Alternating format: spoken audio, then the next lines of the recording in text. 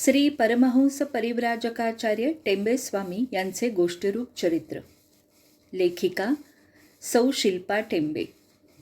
अभिवाचन सौ शिल्पा टेंबे.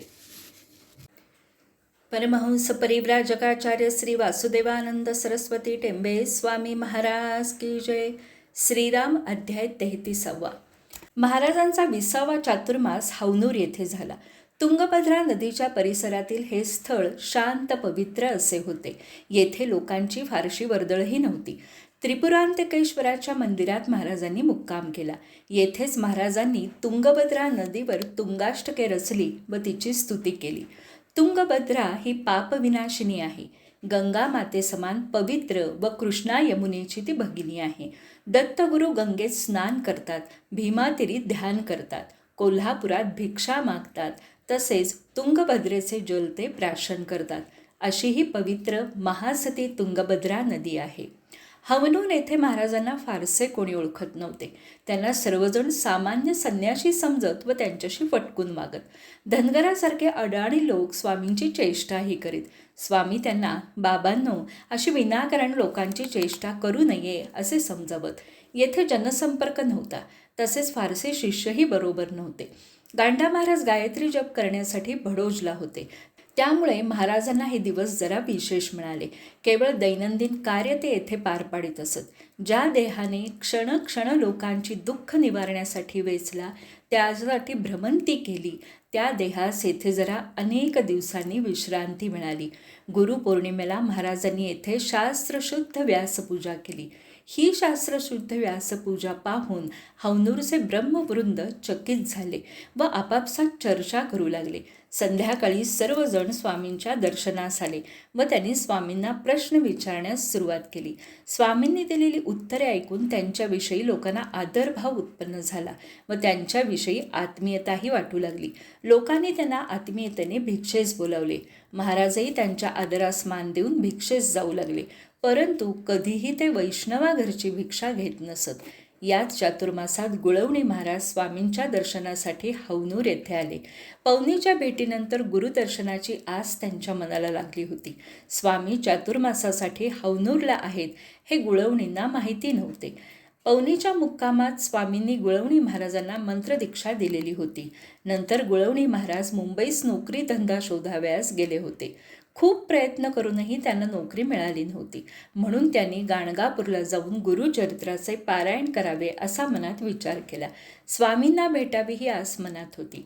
त्यांनी आपले सामान रहाळकर म्हणून त्यांचे एक स्नेही होते तेथे ठेवले व 2-3 वस्त्रे, घोंगडी, छत्री, लोटी एवढेच सामान बरोबर घेऊन ते मुंबईहून निघाले. चैत्रशुद्ध एकादशीचा तो दिवस होता. दौंड स्टेशनवर ते स्नानसंध्येस उतरले. स्टेशनवर त्यांनी गरम पाण्याने स्नान केले. या दिवशी त्यांनी कडक उपास केला. पुढे याच एकादशीपासून त्यांचे एकादशी व्रत सुरू झाले. गाडी बदलून ते तेथून गाणगापूरला आले, परंतु रोग निर्मूलन छावणीच्या तपासणीत ते सापडले. स्वामींच्या कृपेने ते तेथून सुटले व चैतन्यदेवांच्या धर्मशाळेत येऊन पोहोचले. कण्या आणि ताकावरती ते दिवस काढत होते. कडक उन्हाळा सुरू झालेला होता. त्यांना लघवीला त्रास होऊ लागला. आग होऊन ते तळमळू लागले. लंगोटी ओली करून यावर उपाय होतो का ते बघू लागले. मनामध्ये मात्र गुरूंचा ध्यास लागला होता. बैलगाडीने ते गाणगापूरच्या मंदिरात आले. आपली पथारी त्यांनी मंदिराच्या कट्ट्यावरच टाकली. तेथेच ते झोपतही असत. तेथेच त्यांनी गुरुचरित्राचा सप्ताह निष्ठेने सुरू केला. या दिवसात त्यांना अल्प प्रमाणात मादुकरी मिळत असे. 42 दिवसात येथे त्यांनी गुरुचरित्राचे 6 सप्ताह केले. एकदा त्यांनी तेथील एका रमल ज्योतिषाला गुरूंची भेट होईल का असे विचारले. त्या ज्योतिषाने फासे टाकून 6 महिन्यात सद्गुरूंची भेट होईल आणि नाही झाली तर पुन्हा भेट होणार नाही असे भविष्य सांगितले. या त्यांच्या उत्तराने गुळवणी महाराज भयाने ग्रासले. त्यांना मनात नाना प्रकारचे विचार येऊ लागले. डोकं सुन्न झालं. त्यांनी मनात विचार केला आणि एका दिवसात 7वा सप्ताह त्यांनी पूर्ण केला.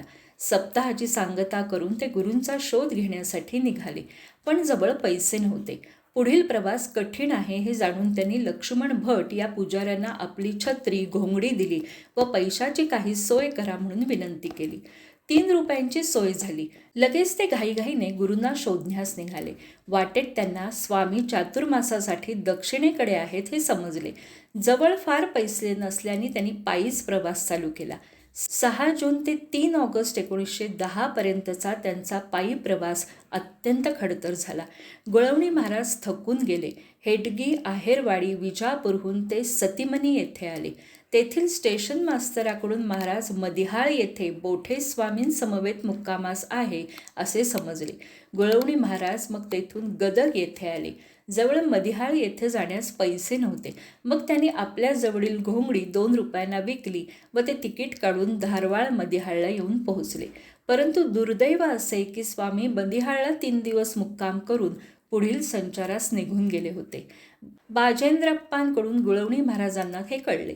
त्यांच्यावर दुःखाचा डोंगर कोसळला.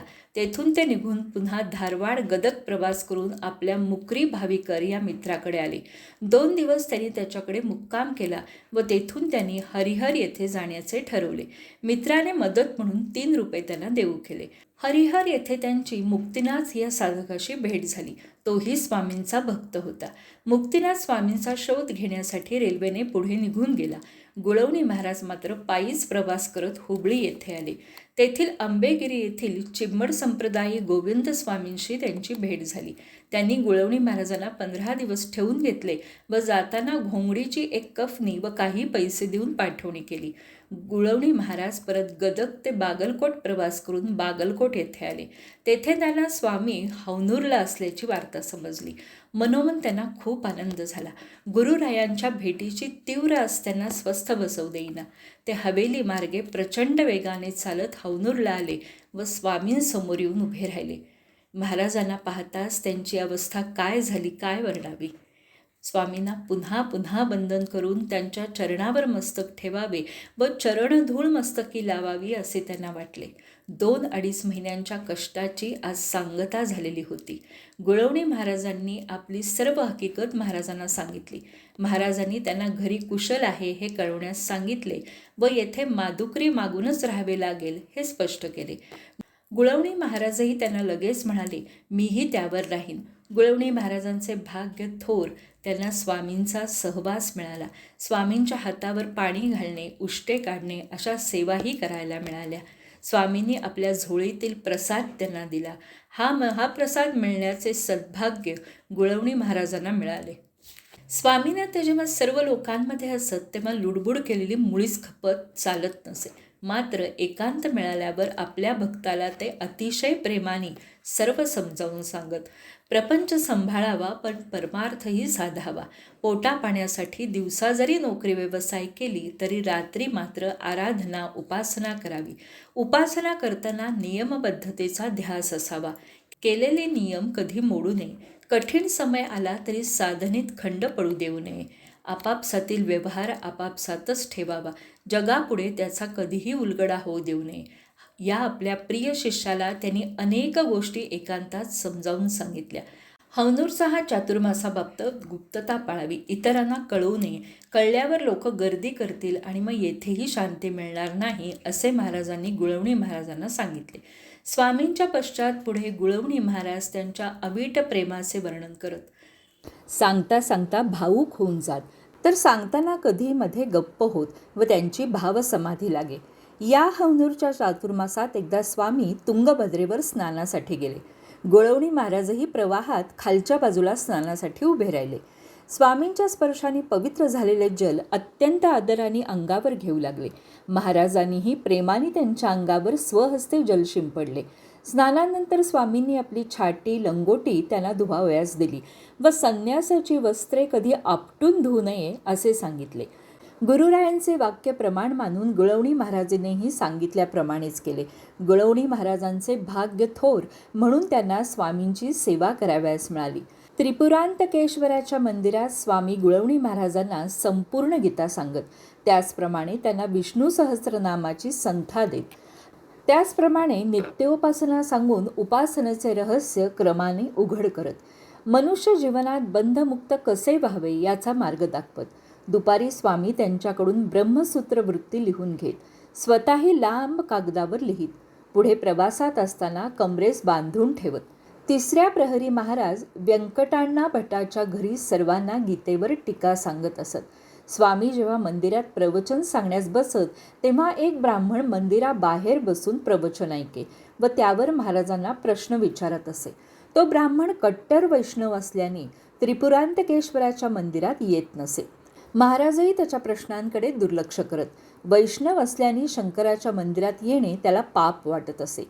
त्याच्या मनातील हा द्वैत्य भाव पाहून महाराजांना विषाद वाटे. तो माणूस सरळ असूनही त्याच्या अशा वागण्याने महाराजांचे सूर काही त्याच्याशी जुळले नाहीत. ते त्याच्या घरी कधीही भिक्षेस जात नसत. बाकीचे अनेक पीडित पछाडलेले वैष्णव जर शंकराच्या मंदिरात आले तरच महाराज त्यांची पीडा दूर करत. कट्टर वैष्णवाला शंकराची उपासना कराव्यास सांगून वैष्णव स्मार्त द्वेष दूर करण्याचा प्रयत्न स्वामी करत. याच काळात स्वामींनी गुळवणी महाराजांना योगाभ्यासही शिकवला. अनेक आसने शिकवली. तसेच सूर्यभेदन, उज्जयी, सितकारी, शीतली, भस्रिका, भ्रामरी या सर्व प्राणायामांचा सरावही स्वामींनी शिकवला. त्याचप्रमाणे हे सर्व शिकवत असताना ते स्वतःही गुळवणी महाराजांना करून दाखवित.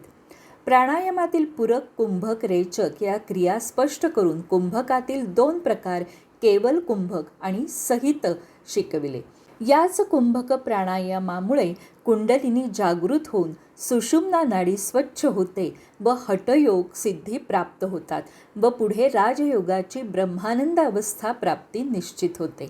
कुंभक ज्याला साधला त्याला काळाचाही बांध न राहिला आणि एकदा का हा योग साधला की चेहऱ्यावर प्रसन्नता, निर्मल नेत्र, कृशपण, वीर्यवान निरोगी शरीर प्राप्त होऊन जठराग्नी प्रदीप्त होऊन सर्व नाड्या शुद्ध होतात.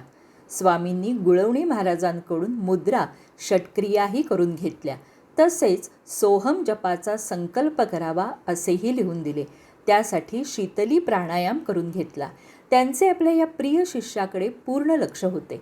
श्रावण शुद्ध दशमीला गुळवणी महाराजांच्या वडिलांचे श्राद्ध होते. त्यासाठी महाराजांनी त्यांना घरी जायची आज्ञा केली.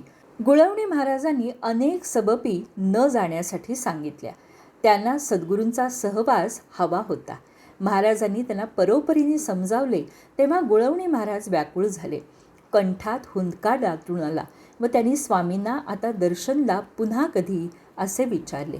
स्वामींनी त्यांच्याकडे एकटक रोखून पाहिले व स्वतःकडे बोट दाखवून मूळ आत्मस्वरूप दत्तात्रय स्वरूपातील दिव्य दर्शन दिले व हे माझे रूप जसे आहे तसे ध्यानात ठेव, तुला सदैव दर्शन होत राहील. गुळवणी महाराज पुढे स्वामींच्या इच्छेनुसार अनेकांचे आराध्य दैवत बनले. अनेकांना त्यांनी शक्तिपाताची दीक्षा दिली, परमार्थाचा मार्ग दाखवला.